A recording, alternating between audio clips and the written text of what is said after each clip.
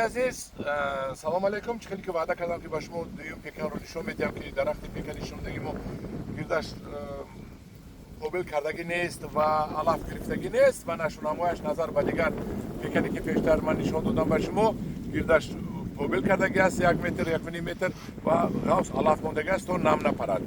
من این پیکن دیگرش من میگن رنگ بینه هول پورس اینا رنگش دیگر خیل و دیگر خیل این بیخش علف ندارد. دیدید من اینجا کفیدگی است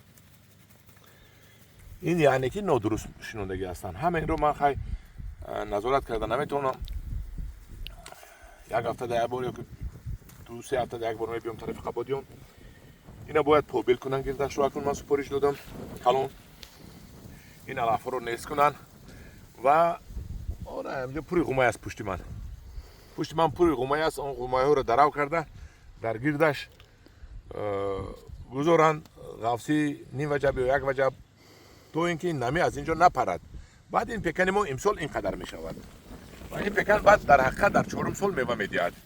همچنین عزیز من این بود نواری که دو نواری که یک پیکنی که درست شنونده بدیم این پیکنی که اونقدر درست هم شنوندگی نیستیم و تامین اوزوق هم درست نیست. آب و نمی تامینش اونقدر درست نیست دارید.